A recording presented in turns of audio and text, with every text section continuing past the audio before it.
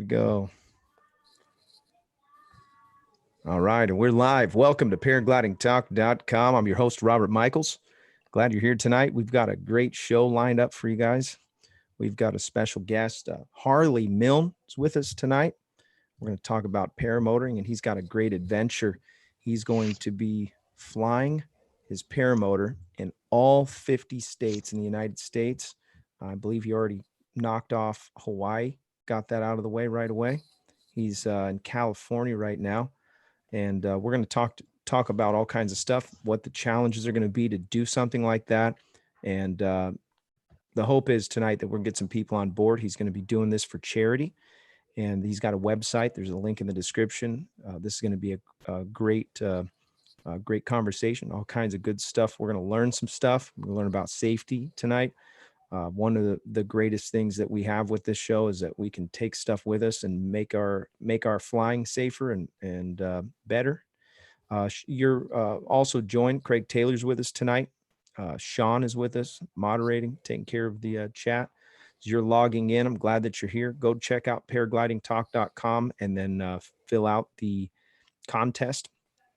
We're doing a giveaway for ppgsmoke.com, and so check out their website. The giveaway has changed from weekly to monthly, so we won't be doing a giveaway at the end of the show tonight. Just want to preface, we're gonna dial that back as we come to the end of 1 year, 52 episodes that PPG Smoke has been giving away these different things every show. The total is over $10,000 worth of stuff. So as we're winding down, I bet you Ryan Roberts is looking at the bill thinking, okay, this is no joke. And so I really appreciate him, by the way. Ryan Roberts is such an awesome guy. Great customer service. If you're interested in buying some stuff from him, I really encourage you to go do that. Go check out his website. It's ppgsmoke.com. Show's also brought to you by a couple other guys that are sponsoring the show. One of those is Nebraska PPG. Josh Bowden, he has a school there in Nebraska. So if you want to get connected with him, there's links in the description. If you want to get training, he's got some good stuff lined up. I don't know how much training they're going to be doing in the Midwest, and then in the East Coast. Everything's freezing over. Things are starting to happen. Winter's starting to show up. And so, but I do want to encourage you at least go and say hi. And maybe if you're thinking about getting training next year, get yourself on the list, get signed up so that you're ready to rock and roll. We are going to continue to give away stuff, our regular scheduled program giveaway stuff. So stay tuned. We've got some interesting things that we're talking about giving away. Craig Taylor made some labels, some stickers for our wings out of ripstop. And so he gave me one. I got a Paragliding Talk sticker on my wing now. Can't believe it. I'm so stoked. It was something that when we first made the show, I thought, man, it would be rad if I had a sticker on the wing. And it's funny because I was thinking maybe I could just do it out of like duct tape or something like that. And he just tells me, he says, hey, pay attention to the mail. I sent you something. And so I open it up. Sure enough, full size sticker, paraglidingtalk.com logo. Pretty stoked. And yeah, I put a picture on the Instagram. If you want to follow the show, you can follow it on Instagram. There's a link on the YouTube website. I do also want to encourage you, hit subscribe if you haven't done that yet. If you're watching the show because you caught the link, make sure that you click subscribe and hit the bell, and that'll get you linked up with everything that's happening on the show. Show is also brought to you by Resurgence PPG. We've raised all kinds of money for them. Resurgence PPG it's a great organization that helps our wounded veterans to get into paramotoring. So he sponsors them. And actually, Craig Taylor is one of those guys that went through the program, and Todd Scandrett is the one that runs that. It's 501c3. So all your donations go tax deductible. It's pretty neat. And the things that they're doing, it's amazing. So check out resurgenceppg.com. Mike Cotter and Fly My PPG also are a sponsor of the show. They're already taking names for next season's training. If you're wanting to get some training, some good training, you can go with those guys. FlyMyPPG.com. Show is also brought to you by ParaOrangeProducts.com. ParaOrange Products, paragliding products for parapilots, made by parapilots. Go check out ParaOrangeProducts.com. Show is also brought to you by Tri-State Skywalkers. If you're in the Indiana, Kentucky, or Ohio area, you can reach out to Brandon McCloud and join their club. Got all kinds of cool shirts, stickers. He sent me a couple t-shirts, and they're my favorite t-shirts. You need to check those guys out. And he's got a good thing going over there. Reach out to him. He's a sponsor of the show. There's a link in the description. I Fly Indiana Powered Paragliding is also a sponsor of the show. Great school. I keep seeing people popping out of the school and posting their pictures. Go check out their website. It's iflyindiana.com. Really appreciate everybody that's a sponsor of the show. If you want to sponsor the show for the price of a cup of coffee, you can sponsor the show on Patreon or PayPal, and you can learn something that might save your life, or you can just invest in someone else's safety. That maybe it's just a bunch of new guys watching the show 20 years from now or whatever. You can invest in saving the sport potentially, or saving somebody from getting hurt. Simple little things, man. The sport's dangerous. You can make one very small mistake and it can cost you. And so really appreciate everybody that sponsored the show, and really appreciate everybody that's watching. People are logging in right now. Welcome to paraglidingtalk.com. Harley Milne is with us. Harley, you're originally from South Africa, but you've been in the United States long enough now that you got your citizenship, and you've been here for 20 years. And we joked before the show that technically you're an African American. Yes, you might say so. How'd you end up here?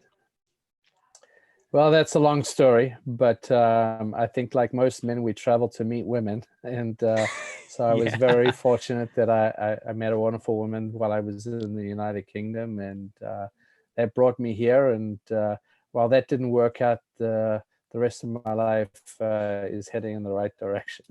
Nice. So you're here now, and you've got a plan, and I want to talk a little bit about that. But first, I want to know, how'd you get into the flying sport, powered paragliding? Yeah, so that's a great question. I've had this flying bug for a good portion of my life.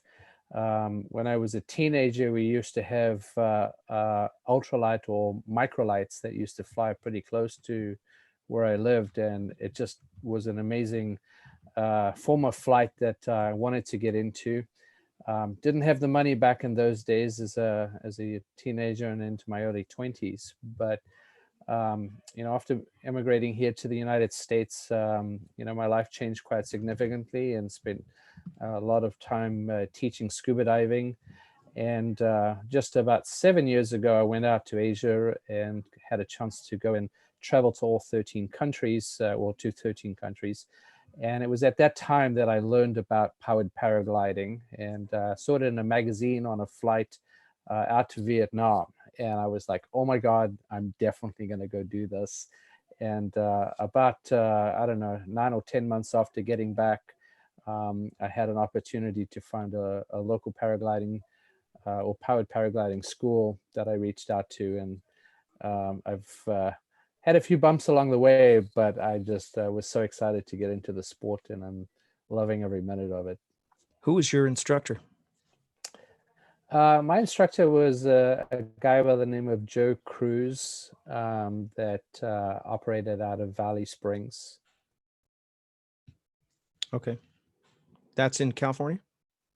Yes, Valley Springs is just east of Lodi, and a little shy of the San Andreas town, or along the San Andreas fault.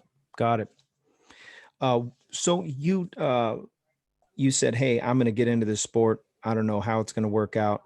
And you started on the internet and you started searching schools? I did. So like a lot of people, I spent a lot of time searching for different paragliding schools. I started to watch some videos on YouTube. I knew fairly early on that I really wanted to get some form of professional training.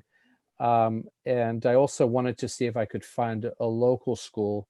There's certainly a fair amount of training all around the country, but I wanted to sort of get my hands on the equipment up front and in person first. And so that drove me to primarily look at a local school. And what I benefited from that was that, I've been able to come back to that school a couple times over and get some additional help and learn more, particularly in my early days of paragliding.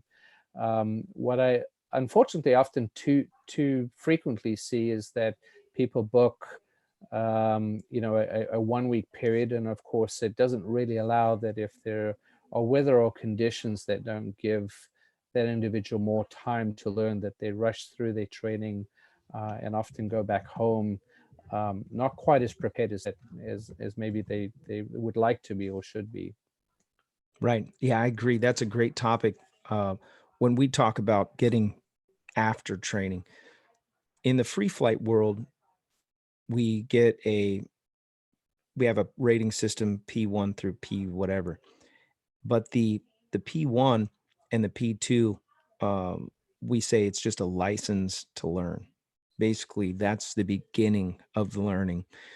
All the aesthetics of getting the wing up over your head, all those things, the kiting, the fundamentals, um, those are important. Those are the platform for what we do. But realistically, the learning really starts after your 20 launches and landings. So, Absolutely. what was it that drove you to go and do that? Was there an event that scared you? Was there something that you came across that inspired you? Where did you make the decision? I'm going to go back and get some more training. Um, well, I was unfortunately hurt in my very first landing, and unfortunately, it was a fairly severe injury. And what I like to tell people is if there was anything else to have done wrong that day, I probably would have done it. So I didn't exactly walk away from that one, and I did spend some time getting fixed up. And to be honest, I had a fairly rough ride getting going in the sport because I made more mistakes than the average. It took me longer to get in the air than some others. And at one point I did wonder whether it was something I was going to be able to do. And I did. I had a lot of encouragement from a lot of people, and I spent actually a fair amount of time, more than a year almost, just practicing to control the glider on the ground, but also working with other people that were coming into the sport and helping them to learn how to use the glider.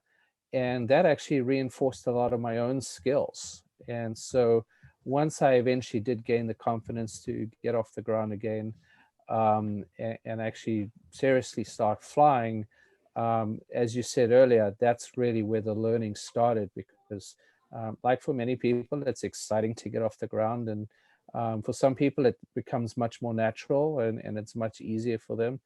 For me, it was a tougher road. I had a glider that was probably more advanced than I should have learned on, and that did make it more difficult. So, I would encourage people not necessarily to spend a lot of money early on, because as we all know, once you're in the sport for a little while, we tend to realize that the initial gliders may be a little bit slower. They're great for learning on. And then as you progress, you start to progress with the equipment as well. And so I did. I had a rough ride to begin with, but looking back, it's been a very good learning experience. What happened? I unfortunately on my first landing coming in, I was there was a slight crosswind, and I had started drifting towards the tree. And unfortunately, I had tended to be quite aggressive in my turns, right? Instead of being nice and gentle, as I drifted towards the tree that we'd all talked about, unfortunately, during lunch. And of course, the stories of landing in trees had come through. So I decided very firmly I wasn't going to land near the tree, and I made a pretty significant turn about 20 feet above the ground. and that resulted in actually stalling that glider and coming down on 1 foot with all that weight. So, good 60, 65, maybe 70 pounds. And it pretty much, destroyed the ankle. Broke your ankle? I did. I broke the ankle Brutal. pretty severely. So I've got some plates and some screws in there. Oof. But I have some good surgeons. They put me back together. So you have this week set apart. You're going to go get some training. How far in were you? Obviously, that was your first flight. Were you a couple days in?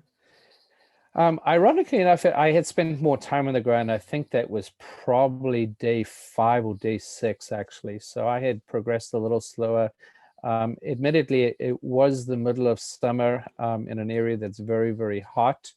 And so definitely conditions were relatively small windows in terms of opportunities to fly.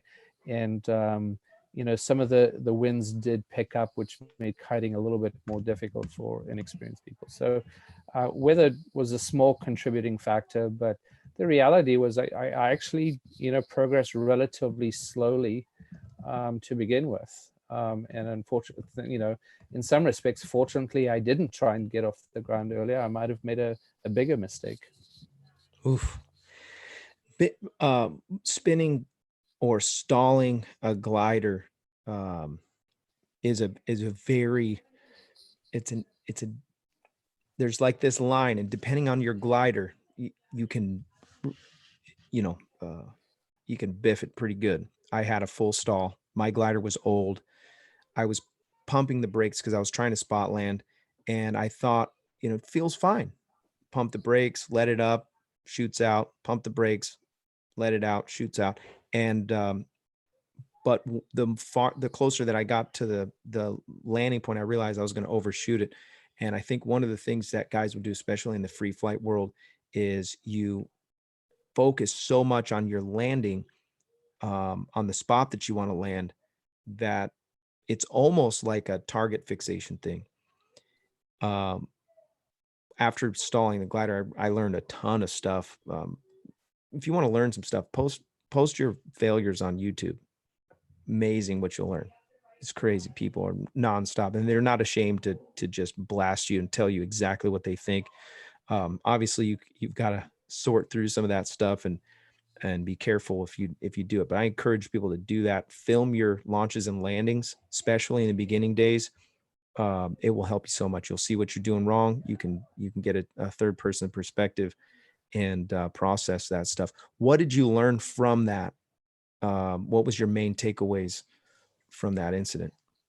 Yeah, I mean, I think my biggest takeaway at that time really was, to make sure that your inputs are relatively small, right? We tend to be, if you're scared and a little bit nervous, you tend to be overcorrect. And, particularly with an engine strapped to your back, you can actually make the situation much worse if you're overcorrecting. Whereas if you can keep just a little bit of pressure, right, if you're drifting towards the left or to the right, and depending, if the wind is coming from the side, just a little bit of pressure to one side helps you going straight. It didn't quite at the time sort of sink in, but these last minute overcorrections or very aggressive corrections can be can be particularly bad and can result in pretty serious injuries. So I think my biggest takeaway was, learning to be much more subtle with the inputs. And when you make those changes, make a change, sometimes the gliders are a little bit slower to react. If you're flying a starter glider, you've got to kind of just keep that pressure there and until the glider does make its turn and take you in the direction that you're trying to go. But last minute inputs, particularly low to the ground, can be very unforgiving. Yeah, that's we were talking about that a couple episodes back, the danger zone, being at a certain altitude. One of the things that the old school guys have told me, and these are guys that have been flying for years, I asked the same question: how is it that you've made it this long without, scaring yourself out of the sport, or, getting hurt or whatever?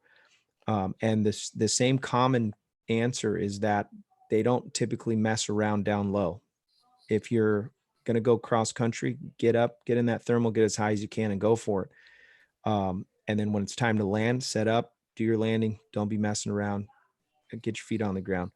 And a lot of what you see, especially in the paramotoring world, is, guys flying low and slow, and they think because, well, I just came from 3,000 feet and now I'm 20 feet off the ground, that 20 feet feels like 2 feet, but 20 feet's 20 feet. And the other thing I would say that is kind of a danger is the flying close to trees or cliff's edge or whatever. I've seen a couple videos now that just really freak me out. Takes one little tree branch. I mean, it's just a little bundle of leaves and it wrecks you, Yeah. and Yeah. I saw a video of a guy in a trike. I think it was in one of Tucker's analyzing videos. And I thought, oh, and he walked away. He's fine. But man, he was so close and just flying in. You really need to know your glider. So you should probably have some years under your belt before you start messing around going low and slow and or ridge soaring and getting really close to the ridge trying to squeak out some stuff. You got to really know where your glider's at.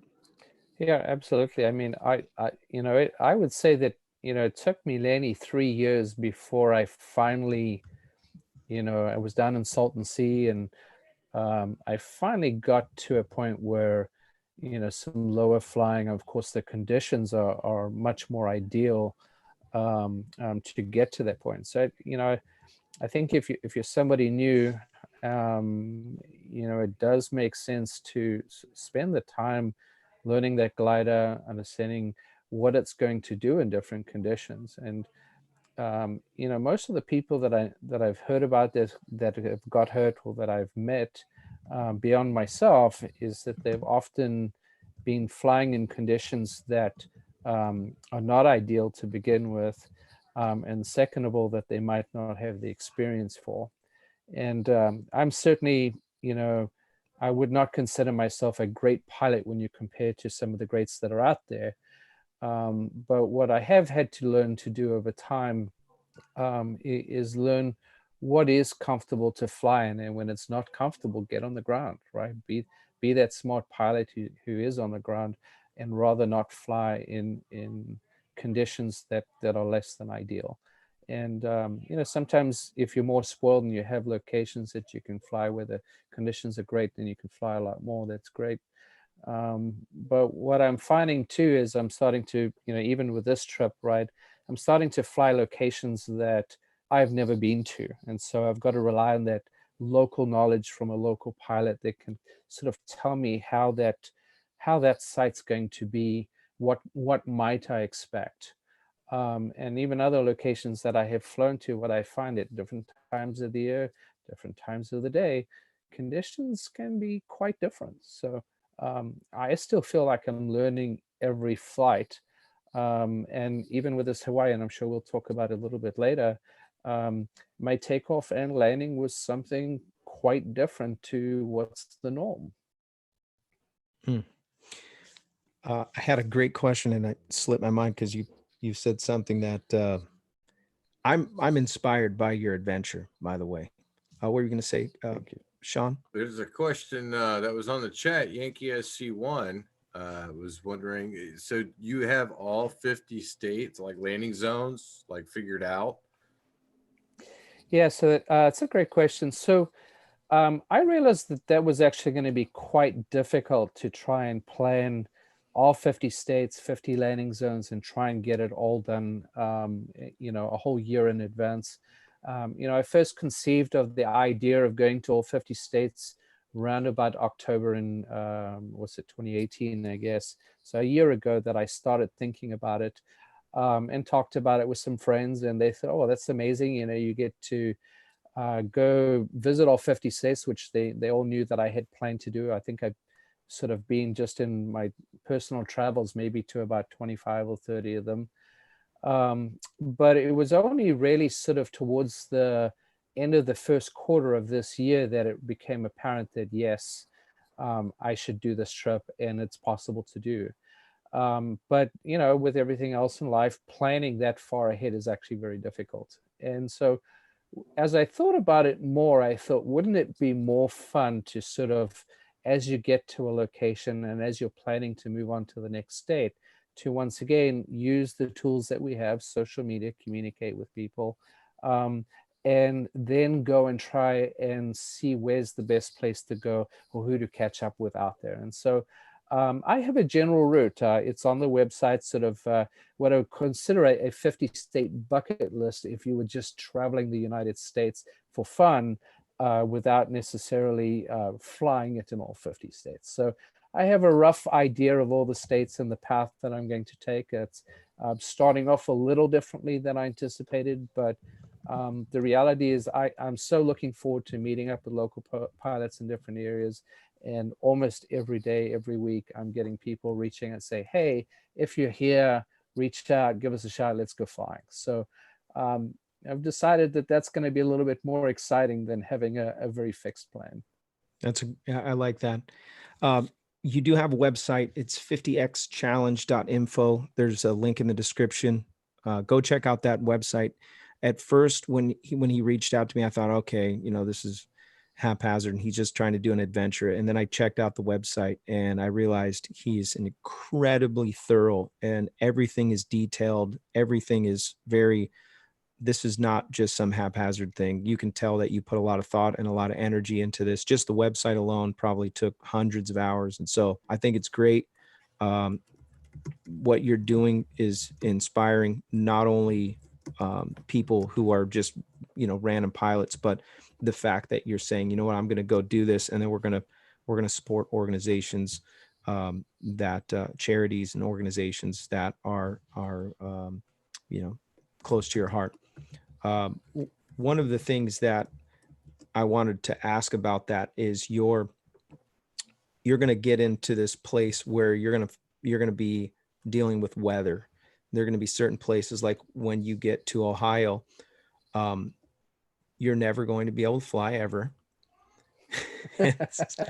and so do you plan on showing up no matter what and saying, you know what, I broke my wing out, and maybe you can kite with Sean and then put it back and then say, well, how's this going to work? And then maybe talk about some of the logistics of how are you going to, you're wanting to raise $1,000 in each state and then take that to a charity. What's your plans on those type of things? Yeah, so let's talk about the charity side first.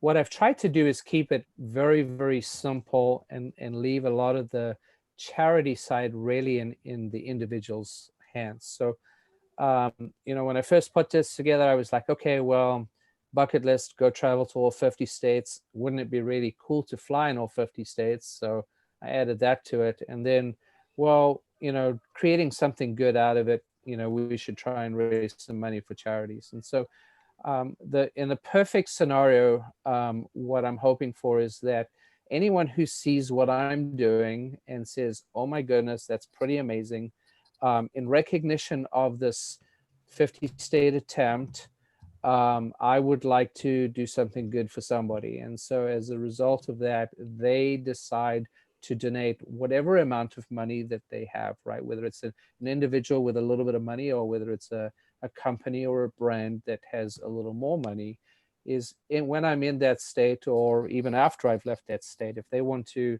in recognition of this attempt to travel all 50 states, to donate money to a charity of their selection. So once again, I'm not defining which charities have to be donated to. I did actually have a company that I've done some business with in the past that has decided to do one of the Dakotas, and they're going to donate $1,000 from their company directly towards a charity that they've selected.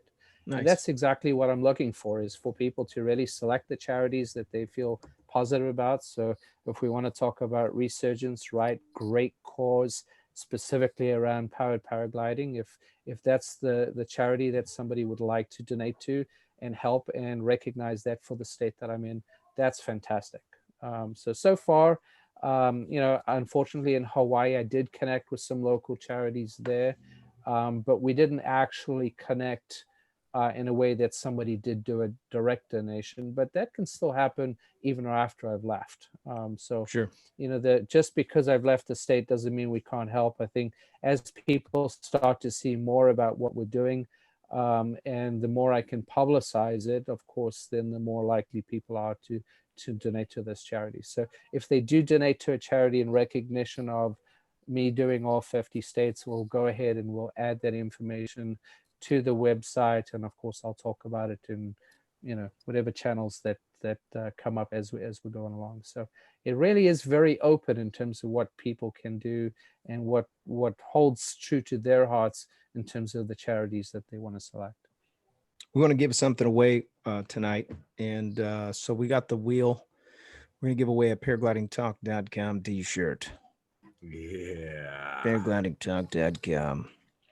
Oh, yeah. So here we go. You guys can see my screen now, right? You see all these lovely names, all these wonderful people. I don't know how I do it either, Craig, but somehow I made it work. You ready, Robert? Spin it.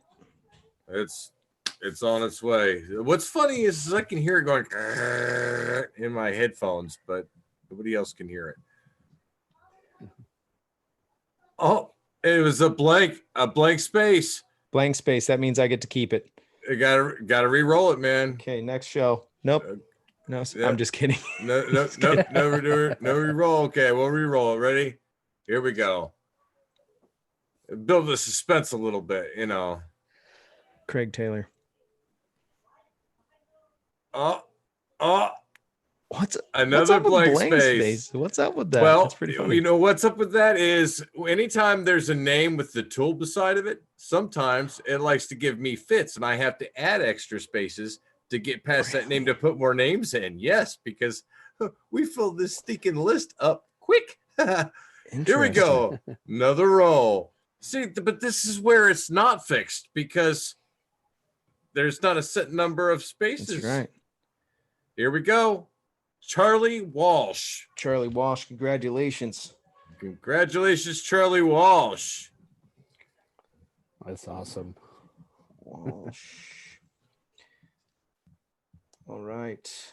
Charlie Walsh, I'll need you to reach out to me on the website. You can also connect to me with, you can do it on YouTube. I think you can do it on Instagram if you got an Instagram, or you can do it in the comments section on paraglidingtalk.com. Contact, that's what it is. Send me your information. I need to know your address and I need to know what size shirt you wear, and I'll send that out as soon as I get that information. So congratulations, Charlie Walsh, and I appreciate you watching the show and being a part of it. 50 times challenge started following me right now on Instagram. There you go. Harley. Yeah. Well, I realized I did it with my own profile and didn't do it with the 50X, so I needed to fix that. Nice. Yeah, we'll definitely we'll promote it on there. Jim's got a question. Sure, go ahead. And he wanted to ask this a couple times. He says, "Is there a proposed calendar for the tour dates?" Yeah, great question. So, so November 7th, I think it was the official kickoff. We're starting with Hawaii. I'm anticipating this taking about 8 to 10 months. That's about where we think it's at. And if everything goes well, we'll go a little bit quicker. But essentially, I'm starting with the southern states. So as I mentioned at the beginning of the show, we're starting here with Hawaii. This week, we'll cover California. And then early part of next week, we'll be heading up to Nevada and then on to Eastern Oregon and Idaho after that. So that's pretty much going to keep me busy through November here. I do have every place that I'm going to go is going to be published sort of in advance through the website, through Facebook, through Instagram. So we'll keep doing that. I do actually have like a Google map with sort of the path, and I'll go ahead and start pinning each of the locations so that you can actually follow along with that progress. Believe it or not, it actually takes a lot more work than you would expect. Every piece of social media that you do, and all these different things to go set up. But I didn't create a calendar specifically. And once again, this comes back to sort of how much pre-planning in terms of being in specific places was going to be necessary. And so I decided not to do that. And then, of course, coming back to sort of your question earlier, what happens if we land up in a state where, you know, it's just not flyable, or it's too cold, or the weather, and so forth. And so that's definitely something that's sort of at the top of my mind.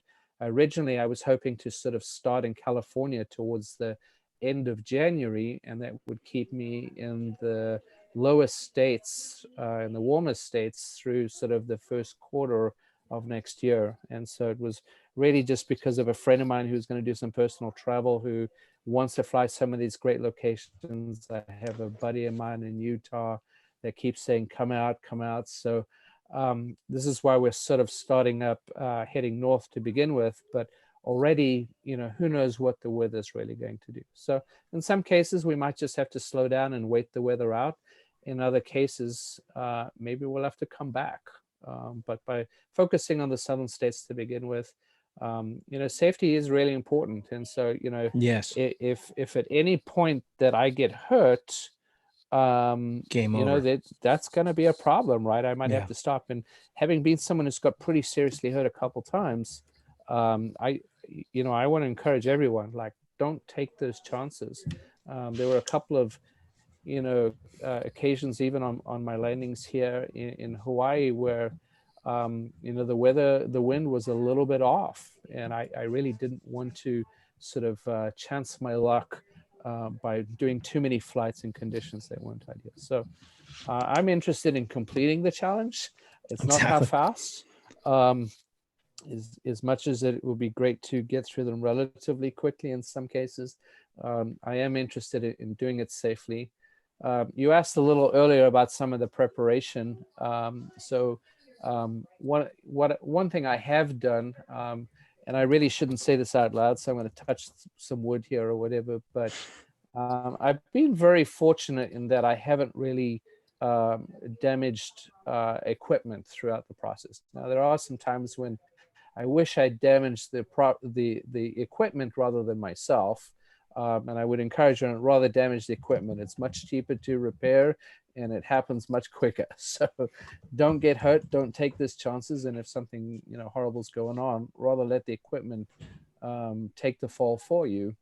But as part of the planning, I have an additional frame. I have an additional motor. And I have 2 wings for my flights. And so that's sort of the basic minimum requirements that I have. And then, of course, the supportive community that we have in powered paragliding. I know that between some of the vendors I can make calls to and hopefully get parts relatively quickly, and then cannibalize what I have to do if I have to. But ultimately, flying safely, not taking the chances.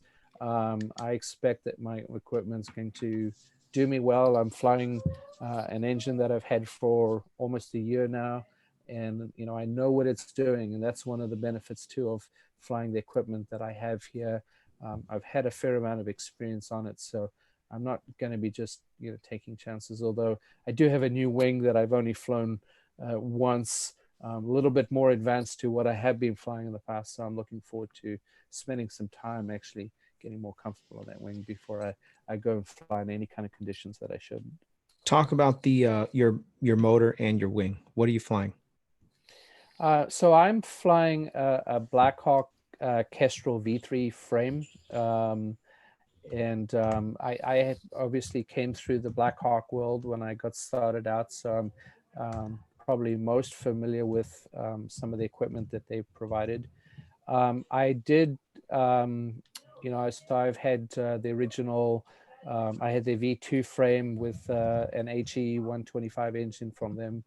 But after flying some altitude, I did want an engine that had some more boost to it. And so I elected to go with the Moster, the Vitorazzi Moster MY19, the 185.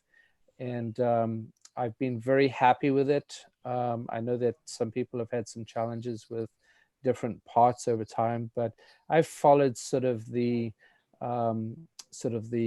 break-in period and sort of the warm-up process pretty religiously, and I can safely say that I've been very happy overall. I did keep my mix a little bit richer, longer than they had recommended, and if you follow literally to the T what they tell you to do with that engine, from probably 7 or 8 different people that I know that all bought the same engine around about the same time, it's almost like clockwork. You can get to a certain number of hours on that engine, and they do the same kinds of things. So the community is very rich with information, and so it's very easy to often resolve those issues. But I've been very happy with this particular setup. One of the reasons I like the Blackhawk frame is particularly the V3. First of all, it comes apart, right? You can break it down into something very, very small, and it's fairly rigid with the sort of the teardrop hoop to it now. I like the netting on it. I think there's a fair amount of safety to the netting. A lot of the different options out there, they have netting, but the gaps tend to be a little wider, and unfortunately we do see occasionally that accidentally people get their hands through in places that they shouldn't do. So I happen to like this product quite a lot.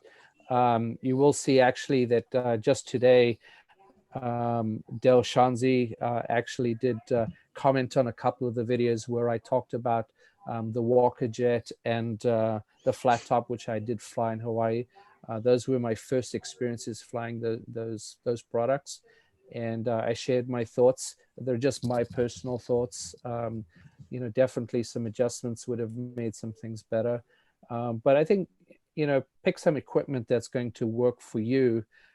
You see a lot of guys, in fact, I did it. I went out and I spent a lot of money right up front because it gave me the best deal. But in reality, I think sometimes it makes sense to actually go ahead, get your training. And if you can get your training through a school that will allow you to use their equipment and get familiar with it, that gives you some options at a later point to really decide what's the right equipment for you, rather than being necessarily tied into a specific brand. So, that's my 2 cents. There's probably not a lot of people that will necessarily agree with me. But, my experience is now sort of trying on some different equipment. I haven't flown a lot of different wings out there, but certainly, different equipment is going to behave differently, and you should find something that is comfortable for you, right? We're all different heights, different age groups, different skill levels. And those are all things that, as I have learned and spent more time doing this, nearly 5 years now, I still feel like I'm in the infancy of what I've learned, but I'm starting to get a better feel of things that work for me versus just, what everybody says you should go do. Yeah, I think that's a great point. You stay close to your instructor because he's going to know better than anyone where you are and what you should be flying. You said you got a newer wing. What's the newer wing? Yes. So hopefully I'm not too crazy for doing it. I just purchased a Dudax Snake 1.2. And I went down from where I've been typically flying sort of a 26 or a 27. I'm down to an 18 on this. So it's a lot smaller. I might have been better off with a 20 where I just would have had a little bit more room. So this is a pretty fast glider. It's certainly quite advanced. And I've worked up to it. I feel confident that it's going to work well for me. A couple things that I do like about it is that while the takeoff in particular requires a fair amount of speed to get moving, one of the things I like with the landing on it is that I'm able to come in just a little flatter versus the Velocity Nitro that I've been flying for a while. It's a great glider, but I do find that you've got to come in fairly steep, right? You're coming sort of down with a fair amount of pressure, and then you use that flare authority and a lot of braking to slow you down. And when I started out, I tended to come in much more flat, right? You know, just like aircraft, they tend to come in more flat with steady, and that doesn't work with this glider. You need a lot more pressure to use that flare authority to slow you down. Whereas I think the Snake, I can come in a little bit flatter, but I'll know more as I get to fly it more. I mean, one flight's not enough to know exactly what it's going to do every time. Yeah, I think you're going to like it. That it's a little more spicy on the landings. Just keep your airspeed up the whole time. Right. Not that I know, I've never flown one, but I've got the impression. I did want to ask another question about your injury and talk a little bit about a fear injury. Obviously, you got hurt, and there's a lot that's involved with coming back from that. You can say, "Oh man, I don't want to re-injure my bad ankle," and then, you know, with maybe a lack of your knowledge of the sport and the lack of, you know, can you recover from that? How did you overcome that, and how did you end up coming back into the sport, even though, you know, how did you do it? Yeah, I mean, you know, initially, sort of, it was all about the fact that I really wanted to fly, and so that drove me quite a lot. But at one point, you know, it was like it just seemed so difficult, and it really wasn't coming together. I kept making, you know, similar mistakes that it got me to the point where I was like, well, I can't afford another injury. And so I wasn't sure I could do it. But I was fortunate that, you know, I got to work with an instructor who, first of all, had me just come out there and help him teach, which built my, you know, just built my knowledge up of how the paragliders worked, helped others succeed who even were off flying, and I still wasn't back flying. But a lot of them told me that what I was showing them with how to use the glider on the ground actually did help them in the air. And so that did build my confidence over time. And I do remember, you know, I haven't looked back since the day it happened, but I said, all right, well, I'll bring my engine out and I'll do a little bit of ground taxing. And so this is one of the things I encourage people to do. They're always in such a hurry to get on the ground, but spend some time, you find the right conditions, but spend some time actually taxiing on the ground. Everyone thinks with motors, you just want to power up and get up off the ground. But if you learn to use the glider with the right amount of pressure, and I've had a lot of people tell me this, so I've learned it gradually. But you can literally tippy toe along the ground with that glider with the right amount of power and with the right amount of input there. And so if you do that in your taxi, ultimately your takeoff becomes much more gentle. And of course, my problem isn't that I can't fly. I never had any problems doing that, but couldn't land. And so once again, it took a lot of concentration, and it took a lot of time to learn to do all the different things that you need to do. Keeping your feet 1 foot ahead of you, bringing your knees together. These are all little things. And sometimes it just takes a little bit of time to stick. But I remember being taxing and the instructor saying full power, and I shake my head and I say no. And then finally I did. And you know, honestly, I came back, had a good landing. And while I haven't always had great landings, over time, I've spent more time really focusing on all the things that I have to do and learn from each experience. And so it's okay if you slide in and it's not a perfect landing, but doing it as safely as you can if you don't get it right. If you could do it all over again, what would you do differently? You know, one thing I learned was I really did struggle with judging distance. And I was wearing a pair of progressive glasses that are also sun, you know, they go dark, you know, from the sun. And so what I discovered with this was that actually I was having pretty severe problems trying to judge distance. And I stopped wearing my glasses initially. I started using contacts. These days, I don't even bother with the contacts. And so that did help me a lot. So if you wear glasses that are progressive, that might be something to at least think about and consider. But if I were to do it all again, I think the first thing I wouldn't do is purchase all the equipment up front. I think I would have spent some more time trying some different things out before getting there.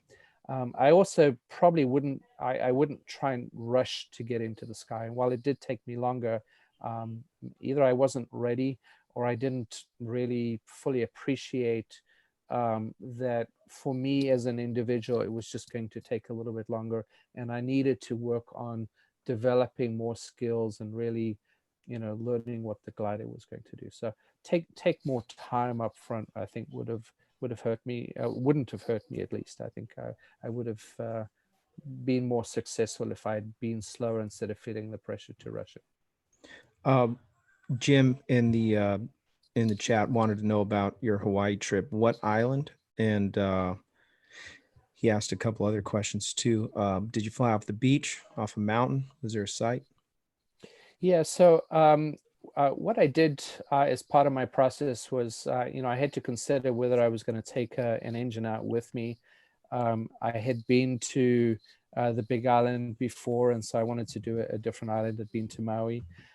So I had, initially looked at trying to, be able to fly into Honolulu and go up to the north end where there's a small airport, and the winds tend to be a bit stronger there. But what I discovered was, first of all, I was going to have to take an engine with me, and that was a consideration. Should I take my own motor with me, or should I try and connect with a local pilot and fly some other equipment? And so ultimately I connected with Eric, who lives on the Big Island out in Kona, and who lives on the Hilo side.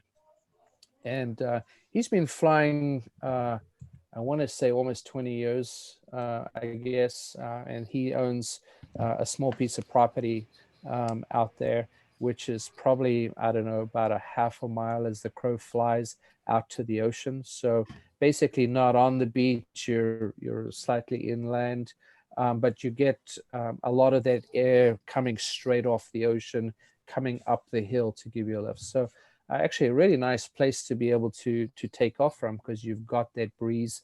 And his LZ, or his landing zone, is pretty short. I didn't quite realize when I had talked to him initially just how short it was. I'm definitely used to having 50 or 100 yards to work with. His takeoff is literally about 10 yards before you start to run down the hill.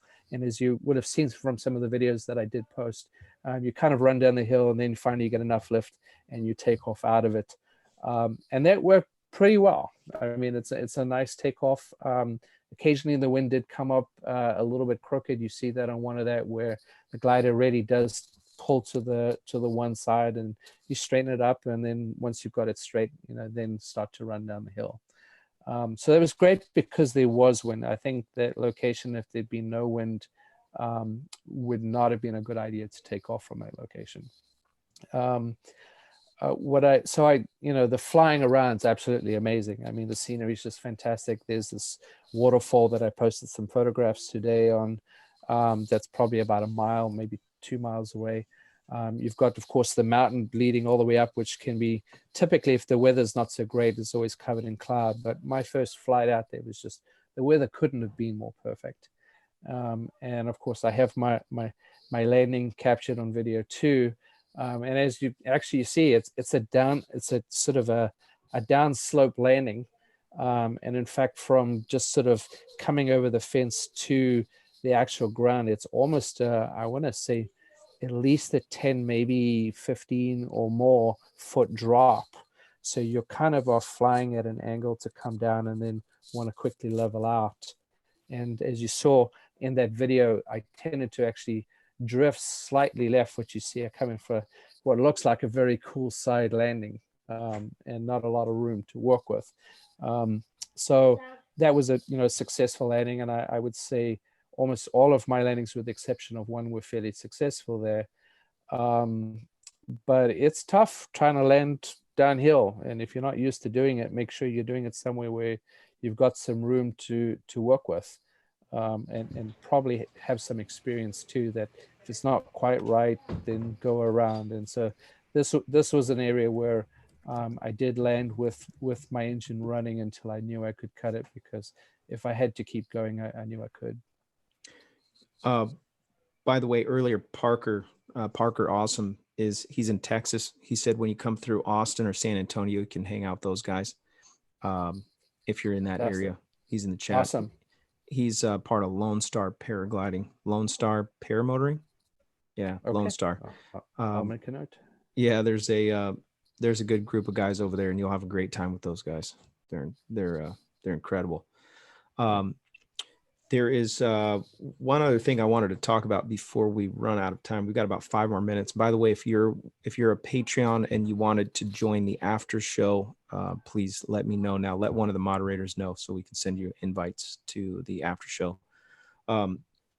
The hours of experience, where are you at on that spectrum, and how do you think that's going to impact your choice to flyability? Right. There's going to be situations where it's going to be sketchy, and you're going to have to make a decision. Right. Yeah. So I'm in the 400 plus hours range now. I used to keep a log that died on me, but I keep a rough idea.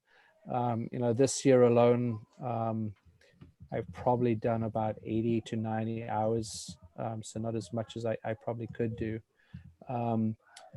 I didn't really feel like I sort of was that comfortable until I was over 100 hours. And I only really got to sort of where I thought I was doing pretty well at around about 200 hours. But one thing this sport has a habit of doing, and I think flying in general, is just when you think you got it, nature and the flying has a way of coming back and making you humble again. And so I don't think I ever want to lose sight of the fact that I always am going to be very humbled. The sport has a very good way of reminding me of that.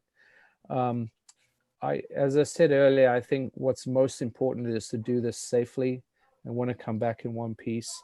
I want to set a good example for the sport, and I want to be a good ambassador. I want more people to get in. We're only about 5,000 plus PPG pilots here in the US, and I don't know, over 100,000 or something in Europe. So we've got a long way to go with this sport. And so, my encouragement to everyone, we do a lot of beating up on each other and the different brands and so forth, but really we need to focus on helping each other fly safely, and enjoy the sport for what it is. I mean, flying is not something that everybody gets to do. And I mean, I wish I could do it more. I'm going to get to do it for a while. And it's so exciting. So I'm looking forward to being that ambassador for a little while. Yeah, no doubt. Well, there's one other thing I was going to mention. Keith Smith said, when you come through St. Louis area, you can fly with us, Gateway Air Park. And so this, the chat, if you wanted to go back through the show later on after it's not live, you'll be able to check out all those details of who said what. I may have missed some. So that's awesome. I would just encourage everyone, if they want to reach out to me, they can use the website or through Facebook. If you want to just drop me a quick note, that makes it really easy for me to go back and look those locations up.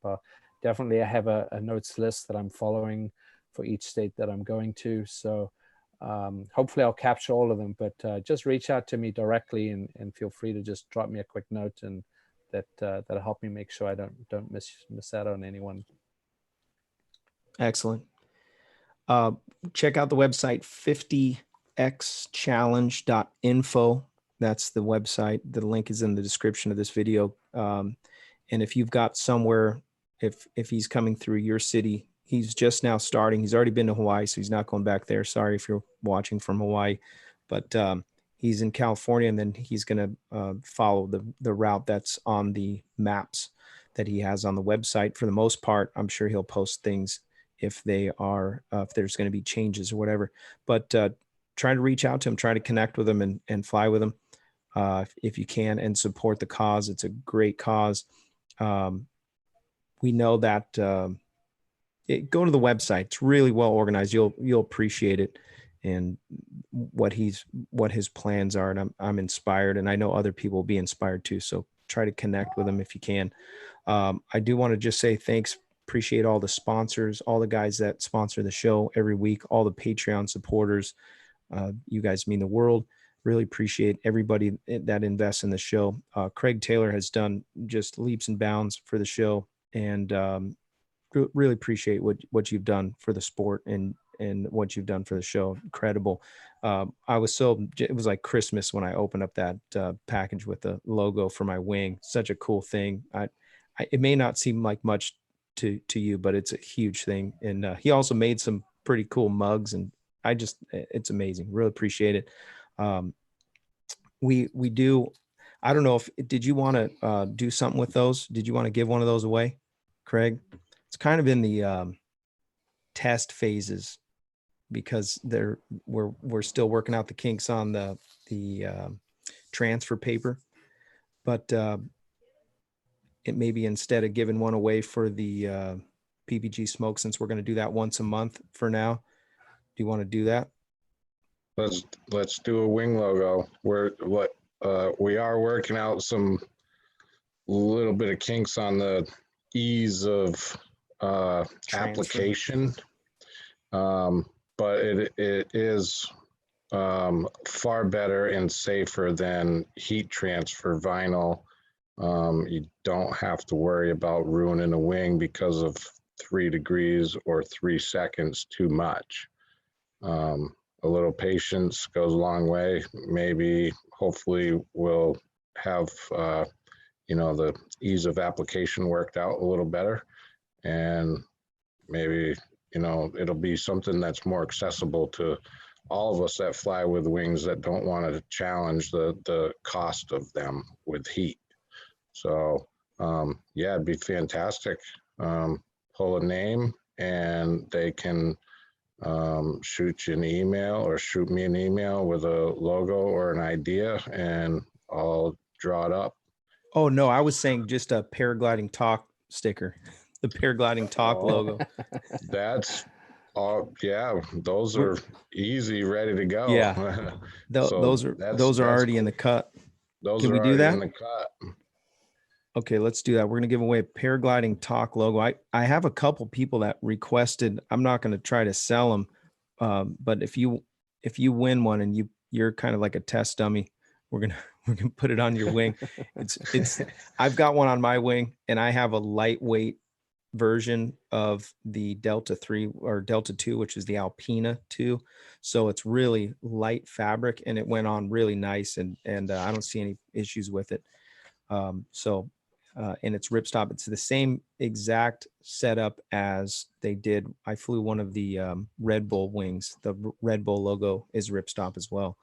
And so it's perfect. And I think it's actually a little bit lighter than what was on the Red Bull logo. So I think it's great, man. I'm stoked. What do you want to do? You want to spin the wheel? Does everybody have a wing that's in the chat? If mom wins, what's she going to put it on her car? We'll just substitute it with vinyl. She can stick her windshield, Okay. or rear window. Yeah. Okay, let's spin the wheel then. All right, we're going to spin the wheel then, okay?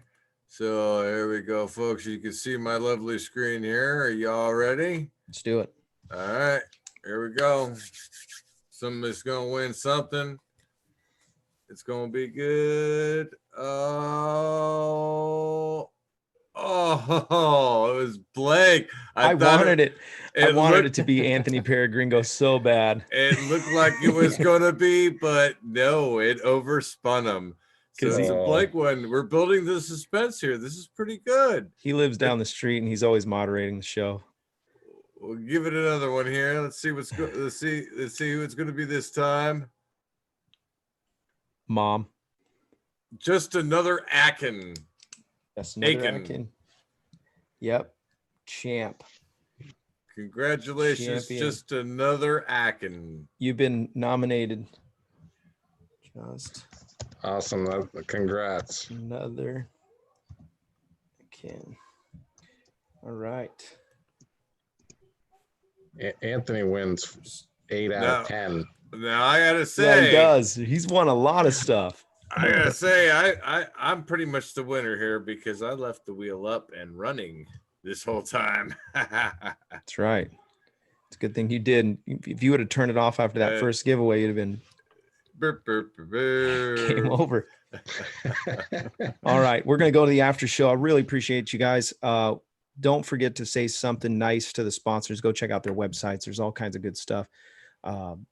Resurgence PPG, Nebraska PPG. Go check out Fly My PPG, the paragliding, Pear Orange Products, PPGsmoke.com, Tri-State Skywalkers, iFly Indiana, the group there with iFlyIndiana.com. Go check out these websites and support the sponsors of the show. Really appreciate you guys. We're going to go to the after show. Thanks. And we'll see you next week. We're going to have a great time and really appreciate you taking the time to come be on the show, talk to us, hang out with us. Harley, I'm excited for your adventure. And maybe you can chime in somewhere along the way. You can find some Wi-Fi and jump on the show. And yeah, absolutely. Thank you so much for having me on the show tonight. And I'm looking forward to connecting with everybody. So thank you. All right. We'll catch you on the next one. So stay tuned. We're gonna go to the after show, and we'll catch you on the next one. If I don't see you on there, see you in there. Thanks for watching.